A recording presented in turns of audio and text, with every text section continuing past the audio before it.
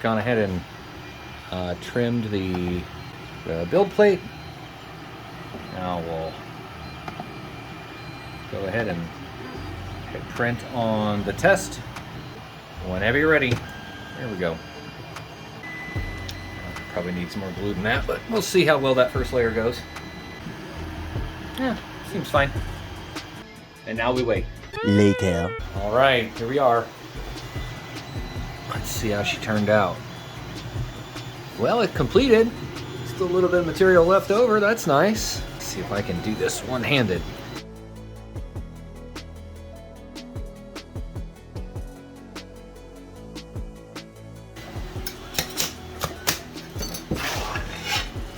All right, now is the real test. Let's see if it fits. Looks like it fits pretty well. Yeah, that cleared that pretty darn well, I'd say. We'll go ahead and print the whole thing. That's going to do real well. So let's see if we can make a couple of quick changes to the model, and then we'll pull it out and we'll hit print.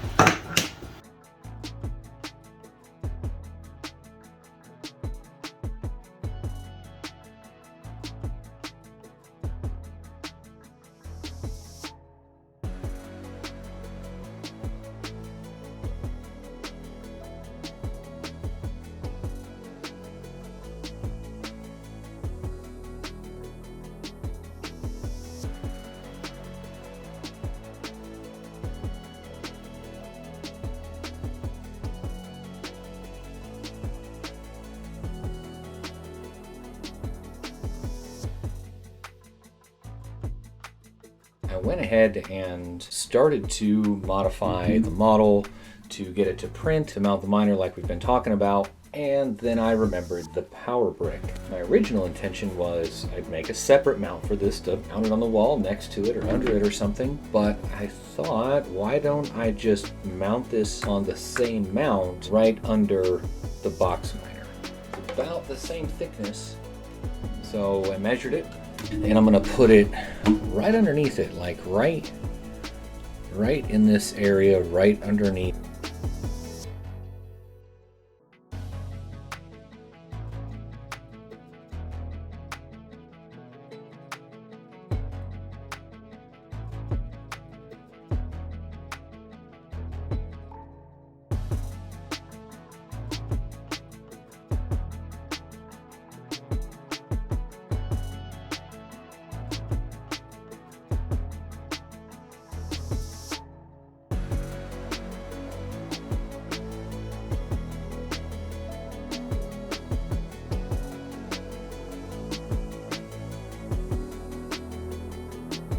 This is when in Fusion 360 I would just select this face and E to extract and make it long. But I can't do that here.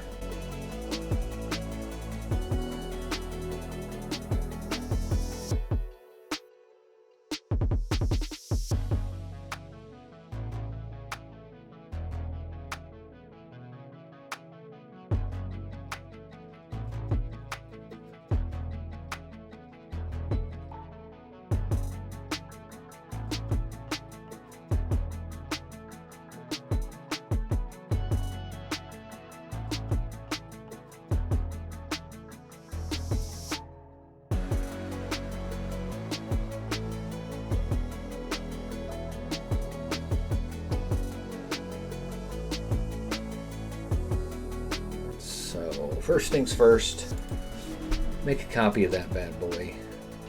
Bring it on over here. So get rid of that. We'll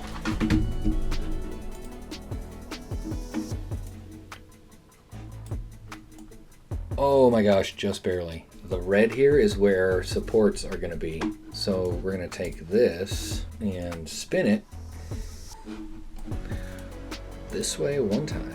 Now, so this will be the final product, just to get an idea of timing and cost. 39, almost 40 hours to print this. Yeah, no supports over there. Oh, what is that support for? Yeah, we're gonna, looks like it's gonna be about 40 hours for the final product. So What I'm going to do in the meantime, cut out just this section. So let's clear the build plate here, go back here, take this here and go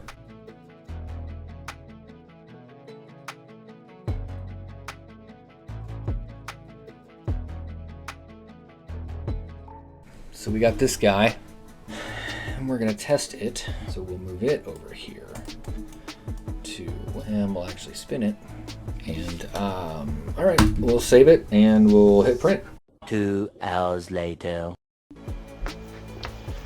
Hasn't been a full 12 hours yet, but let's see how we're doing.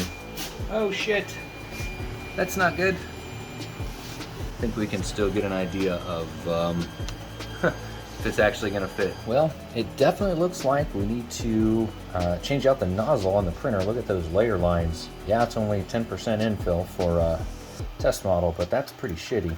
The good news is it does fit really snugly though.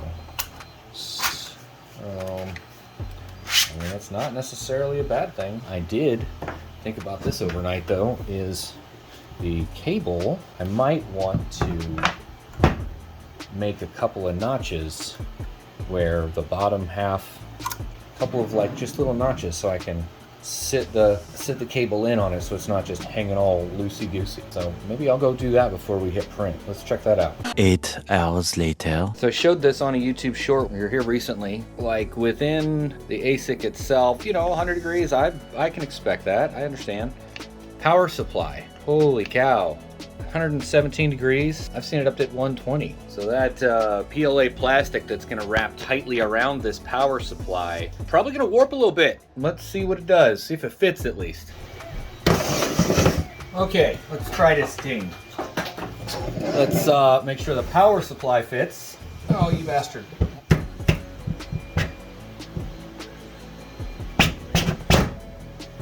Ha ha ha! Mother. So we've got our power supply in there. The miner sits right on top, so that's nice. I've got room to plug the power supply in. Look at that. And these on the front were meant the way I was expecting. Oh my gosh, look at that. Other than the power supply sleeve being a little small, I do like the flush mount look on the front though. So this is gonna mount on the wall just like that. Not too shabbity shab. I did a thing! Later. All right, I'm gonna go ahead and say it. This looks pretty cool, but this is probably a really bad idea. All right, I'm gonna call this experiment a successful failure because this is getting very, very hot to the touch. It's only PLA, so I don't feel like the plastic is going to melt, like become molten again, like it is when it spits out of the 3D printer, but it's definitely going to warp. This power supply doesn't seem to get enough airflow as it is, so restricting it this way is probably a bad idea. But the model itself and the design and the mount work great. It's just the power supply seems to be an ongoing issue, and I'm not the first person to say that. I mean, it's pretty freaking warm in here. This was at like 50 something this morning, and it's not spitting out a lot of heat, but it's a constant output, and it's not 700, 1500 watts like a space heater, you know, would be. Something I didn't think about as well is condensation. So let's unplug this and we'll talk about it. So this thing turned out pretty good for what it is. I call this a successful failure. I mean, everything fits as it should. The power supply was a little bit tight, but power supply ended up being the reason that we weren't able to use this anyway. For just a quick throw together job in tinkercad, yeah. What I might try is setting it up with an HP power supply, not necessarily for my bathroom, because I got to thinking there's condensation, you know, water around it. My luck, it's just gonna go up in smoke and no bueno. Even if it's just, it remove the power supply out of the equation. Maybe I make something else, you know, holds the power supply down and you've got your breakout board up here and, you know, multiple cables coming off of it kind of thing. And then you could put, you know, a couple of these on the wall. So you've got like, you know, however many rigs you have. I don't know, just a thought. Is that something you would find beneficial? What if I made it fit this way? have some of these all in a row, like on the wall. You've got a bunch of different miners and all the power cables are going down to, you know, a single breakout board on a 1200 watt power supply. I could make something that when this slides in, it locks into place, because on actual servers, that's what this does, is it slides in the back of the chassis and clicks into place. In fact, I was playing around with something similar a while back where it snaps right on the front of the power supply. And well, this was going to be to give it a meter to understand how much power's coming into and going out of, you know, per power supply. But this is the whole idea, was it fits snug. It's on there, and if you listen, clicks into place. That's what I'm getting at. Kind of going off on a tangent here. As a proof of concept, yes, you can use a crypto miner to heat your bathroom. Is it a good idea? Probably not. Did we have fun and learn something along the way? Of course we did, and that was the point, right? Right? If you got this far in the video, consider subscribing for more content like this, and of course, leave me a thumbs up. Help with that YouTube algorithm out there. And of course, thanks for watching.